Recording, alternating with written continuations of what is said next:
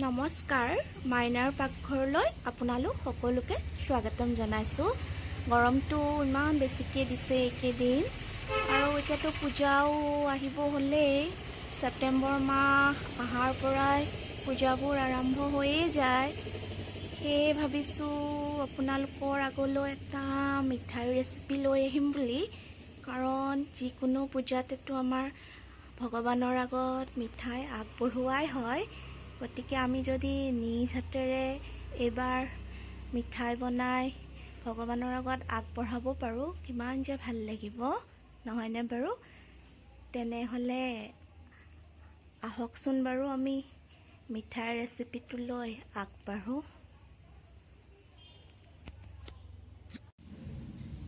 এইটোতো আপোনালোকে চিনি পাইছেই সকলোৱে, এইটো হ'ল পানীলাও। আজি মই আপোনালোকৰ ওচৰলৈ যিটো ৰেচিপি মিঠাই লৈ আহিছোঁ, সেইটোৰ বাবে আমাক পানীলাও লাগিব। আৰু কিনো বস্তু লাগে মই বাৰু দেখুৱাই আছোঁ। এতিয়া মই এই পানীলাওটো ভালকৈ গুচাই প্ৰয়োজন অনুসৰি যিমানখিনি লাগে সিমানখিনি মই ৰুকি ল'ম। এটা পানীলাওৰ মই 1 চিটা লৈ এনেকৈ বাকলি গুচাই লৈ ভালকৈ ধুই পিহনাত পিহি ল'লোঁ। এতিয়া এইখিনি এনেকৈ যিখিনি পানীলাওৰ পৰা আমাৰ পানী ওলাব সেইখিনি এনেকৈ চেপি ল'ব লাগিব। তাৰপাছত এনেকৈ মই গোটেইখিনি চেপি লওঁ, আৰু কি লাগে মই দেখাই আছোঁ। এয়া চাওক, পানীলাওখিনি মই চেপি পেলাই ল'লোঁ। এয়া মোৰ এবাটি হৈছে পানীলাও। আৰু এই পানীলাওৰ মিঠাইবিধ বনাবলৈ আমাক লাগিব এয়া বেচন। মই এইটো বাতিৰে আধা বাতি লৈছোঁ। চেনিটো আমাক লাগিবই, যিহেতু আমি মিঠাই বনাম। চেনি মই 1 বাতি লৈছোঁ। আৰু আমাক লাগিব চুজিও মই এনেকুৱা সৰু বাতিটোৰে এবাতি লৈছোঁ। আৰু লাগিব আমাক গাখীৰ মই 1 কাপ লৈছোঁ। প্ৰয়োজন অনুসৰি মই গাখীৰটো অলপকৈ দি থাকিম, সেইবাবে মই দেখুৱাবৰ বাবে 1 কাপে লৈছোঁ। আৰু আমাক লাগিব অলপ ড্ৰাই ফ্ৰুটছ, কাজু, আৰু লাগিব এইটো গম পাইছে কি হয়, এইটো হয় কেশৰ। ৰ'ব মই দেখাই আছোঁ। এইটো কেশৰটো অপশ্যনেল হয়, যদি আপোনালোকৰ তাত আছে দিব পাৰে, আৰু নাথাকিলে নিদিলেও হ'ব। মোৰ তাত আছে বাবে মই দিছোঁ, কাৰণ যিকোনো মিঠাইত কেশৰটো দিলে মিঠাইৰ সোৱাদটো আৰু বাঢ়ি যায় আৰু খাবও ভাল হয়। আপোনালোকৰ তাত যদি কেশৰ নাথাকে তেতিয়াহ'লে ভেনিলা এচেঞ্জো দিব পাৰে, নাইবা ইলাচিও দিব পাৰে টেষ্টৰ বাবে। আৰু মেইন বস্তুটো হ'ল, যিকোনো মিঠাইত আমাক ঘি লাগিবই। ঘিৰ মিঠাইবোৰ খাবলৈ বহুত টেষ্টি হয়। তাতে যিহেতু আমি পূজাত আগবঢ়াবৰ বাবে মিঠাই বনাম, গতিকে তাততো ঘিউ দিবই লাগিব। এয়া আমাক লাগিব ঘি। মই এয়া অন্নপূৰ্ণাৰ ঘিয়ে লৈছোঁ। তেনেহ'লে আহকচোন কেনেকৈ বনাওঁ, কি কৰোঁ, সম্পূৰ্ণ ভিডিঅ'টো চাব। এয়া গেছ জ্বলাই মই কেৰাহীটো পাতি দিলোঁ। অলপ গৰম হ'লে মই ইয়াত প্ৰথমতে বেচনখিনি অকণমান ভাজি ল'ম, যাতে বেচনৰ কেঁচা গোন্ধটো নাথাকে। কেৰাহী গৰম হোৱাত এয়া মই বেচনৰখিনি ঢালি দিলোঁ। এইখিনি এতিয়া মই একেবাৰে কম চিমত ভাজিম, যাতে বেচনৰ পৰা কেঁচা গোন্ধখিনি নোহোৱা হৈ যায়। লাহে লাহে মই ভাজি আছোঁ। বেচনখিনিৰ পৰা ভজা গোন্ধ ওলাইছে, গতিকে মই এতিয়া এইখিনি উলিয়াই ল'ম। এয়া মই উলিয়াই ল'লোঁ।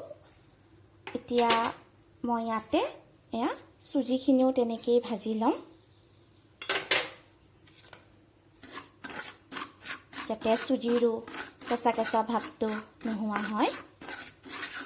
এনেকৈ লাহে লাহেকৈ চুজিখিনিও ভাজি থাকিব লাগিব। এয়া চাওক, চুজিখিনিও মোৰ ভাজা হৈছে। চুজিখিনিও অকণমান ৰঙচুৱা হৈছে আৰু ভজা গোন্ধটো ওলাইছে। গতিকে এতিয়া মই চুজিখিনিও বাতিটোত উলিয়াই লওঁ।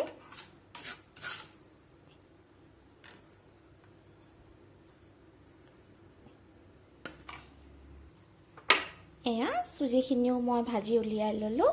এতিয়া যিখিনি পানীলাও ৰুকি থৈছিলোঁ সেই পানীলাওখিনি ইয়াতে দি ভাজি ল'ম, যাতে যিকণ পানীলাওত পানী আছে সেইখিনি শুকাই যায়। লাগি থকাখিনিও দিয়ে দিওঁ আৰু এইখিনিও মই এনেকৈ ভাজি ল'ম, যাতে এক্সট্ৰা পানীখিনি শুকাই যায়।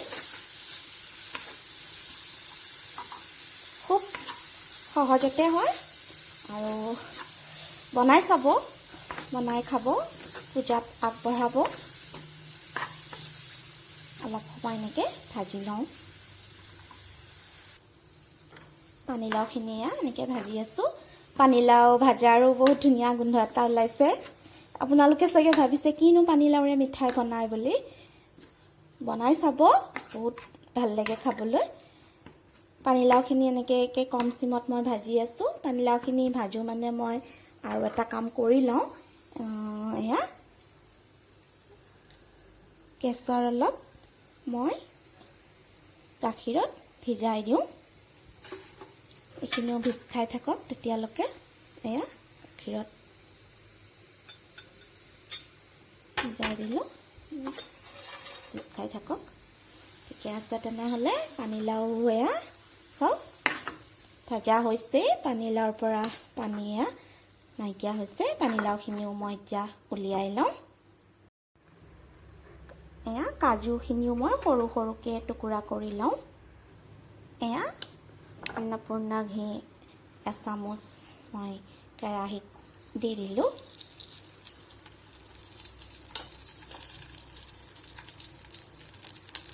অলপ এতিয়া গেছটো বঢ়াই লৈছোঁ।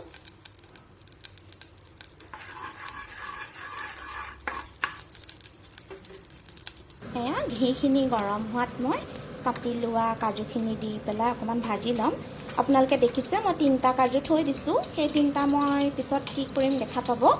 এতিয়া এয়া কাজুখিনি অলপ ভাজি ল'ম। মিঠাইত ঘিৰ পৰিমাণটো অলপ বেছি হ'লে খাই ভাল লাগে। কাজুখিনি অলপ ৰঙচুৱা হোৱালৈকে ভাজিম।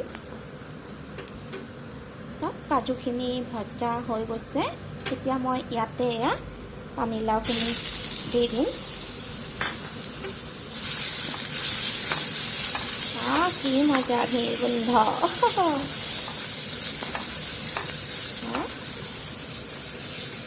এনেকৈ ভাজি থাকিম অলপ সময়।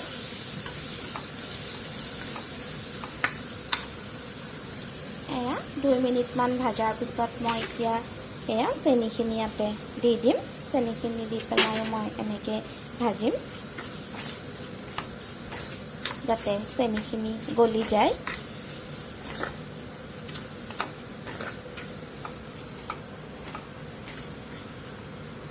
এয়া চাওক চেনি আৰু পানীলাওখিনি এনেকৈ গলি গৈছে। দেখিব ইমান ধুনীয়া হৈছে চাওকচোন। এতিয়া মই ইয়াতে বেচনখিনি দিম। এয়া বেচনখিনি এতিয়া মই ইয়াতে দি দিম। দি পেলাই আকৌ এনেকৈ লৰাই থাকিম। খুব সঘনে লৰাব লাগিব, যাতে বেচনখিনি গোট মাৰি নাযায়। বেচনখিনি মই লৰাই আছোঁ। অকণমান প্ৰব্লেম হৈছে, মোবাইলটো হাতত লৈ লৈ কৰি আছোঁতো। এয়া বেচনখিনি দিয়াৰ পাছত চাওক, বেচনৰ মিঠাইটো বনায়ে চুজিৰো মিঠাই বনায়, কিন্তু আজি একেবাৰে এটা নতুন ৰেচিপি, পানীলাও দি বনোৱা মিঠাই। এইখিনি অকণ অকণ ডাঠ হৈছে দেখিছে। এতিয়া মই ইয়াতে ভাজি লোৱা চুজিখিনি দি দিম। ভাজি লোৱা চুজিখিনিও দিলোঁ। দি পেলাই আকৌ এনেকৈ ভাজি থাকিব লাগিব। গেছটো মই জাষ্ট একেবাৰে চিমত থৈ ল'লোঁ।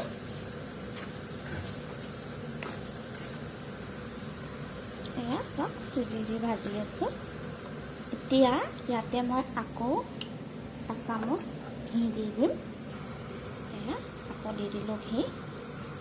ঘি যিমানে দিব সিমানে টেষ্টি হ'ব। দিলোঁ। এইখিনি ডাঠ হৈছে। এতিয়া মই এয়া গাখীৰ অলপ ইয়াতে দি দিম যাতে চুজিখিনি ভালকৈ সিজি যায়। এয়া চাওক, গাখীৰ দিয়াৰ পিছত মোৰ এইখিনি চুজিখিনি এনেকুৱা হৈছে, টান হৈছে। গতিকে ইমানখিনি একাপ গাখীৰৰ মই আধা কাপ দিলোঁ আৰু অকণমান দি দিওঁ আৰু যাতে চুজিখিনি ফুলি যায় ভালকৈ। এয়া চাওক, ভিজাই থোৱা কেশৰখিনিৰ পৰাও কি ধুনীয়া ৰং উঠিছে। এতিয়া লাষ্টত এই কেশৰখিনি ইয়াতে দি দিলোঁ। বৰ ধুনীয়া গোন্ধ আহিব। হৈ গ'ল, দেখিছে? কেশৰখিনি দি মই এনেকৈ লৰাই দিওঁ। মোৰ এইখিনি বনোৱা হৈ গ'ল। এয়া দেখিছে, মই ভাজি লোৱা পানীলাও, বেচন আৰু চুজিখিনি এখন এনেকুৱা বহল কাঁহীত উলিয়াই ল'লোঁ। এয়া এইখিনি মই এতিয়া এনেকৈ 3 ভাগ কৰি ল'লোঁ। কি কাৰণে কৰিলোঁ কৈ আছোঁ। মিঠাই সদায় অকণমান কালাৰফুল হ'লে ভাল লাগে। সেইবাবে মই ইয়াতে ফুড কালাৰ ব্যৱহাৰ কৰিম। আপোনালোকৰ তাত যদি নাই, নকৰিলেও হ'ব। মোৰ তাত আছে, সেইবাবে মই ফুড কালাৰ ব্যৱহাৰ কৰিম। এয়া এইটো হ'ল চাওকচোন, ৰোজবেৰী পিংক।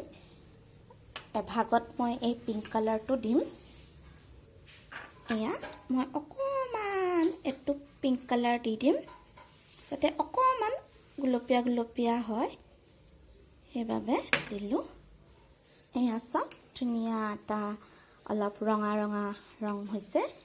এতিয়া এইটো ভাগত মই এইটো লেমন য়েল্লো আছে, লেমন য়েল্লো এটোপ দি দিম। ভাজোতেও দিব পাৰে, কিন্তু ভাজোতে আৰু আকৌ উলিয়াই ভাগ ভাগ কৰি মই সেইকাৰণে তেনেকুৱা নকৰিলোঁ। একেবাৰে ভাজি লৈ মই বোলো কাঁহীতে এনেকৈ লৈ পেলাই দেখুৱাই দিম। এতিয়া এইখিনিতো দি পেলাই মই এনেকৈ মিলাই দিওঁ। এইখিনি চাওক, মই লেমন য়েল্লো ফুড কালাৰ মিলোৱাৰ পিছত এনেকুৱা হৈছে কালাৰটো। আৰু এইটো ভাগ মই অৰিজিনেল যেনেকুৱা হৈছিল তেনেকৈয়ে থৈছোঁ। আহক এতিয়া আমি মিঠাইখিনি বনাই লওঁ। ফেনৰ তলত বহি ল'লোঁ। মিঠাইটো আপোনালোকে নিজৰ ইচ্ছা অনুসৰি বনাব পাৰে, যেনে লাডু হিচাপেও বনাব পাৰে, নাইবা এখন প্লেটত ঘি সানি পেলাই এইখিনি দি পেলাই ঠাণ্ডা হ'লে বৰফি আকাৰতো কাটিব পাৰে বা স্কুৱাৰ টাইপতো কাটিব পাৰে। কিন্তু মই বনাম অলপ বেলেগ ধৰণৰ, কাৰণ এই মিঠাইবিধ যিহেতু পূজা স্পেচিয়েল, সেইবাবে বনাই আছোঁ। তেনেহ'লে আহকচোন মই কি ধৰণেৰে বনাওঁ চাওক। এয়া দেখিছেনে, মই এনেকুৱাকৈ বনালোঁ। ধৰিব পাৰিছেনে এইটো কি হয়? এইটো হয় মোদক। মই মোদকৰ ষ্টাইলত এইটো বনালোঁ, কাৰণ যিহেতু 10 ছেপ্টেম্বৰ গণপতি বাবাৰ পূজা আহি আছে আৰু সকলোৱে জানে যে গণপতি বাবাৰ একেবাৰে প্ৰিয় মিঠাইবিধেই হৈছে মোদক আৰু বুন্দিয়া লাডু। সেইবাবে মই এই মিঠাইবিধ মোদকৰ আকৃতি দিলোঁ। কিন্তু মোৰ তাত মোদক বনোৱা সাজটো নাই, সেইবাবে মই এনেকৈ হাতেৰেই বনালোঁ।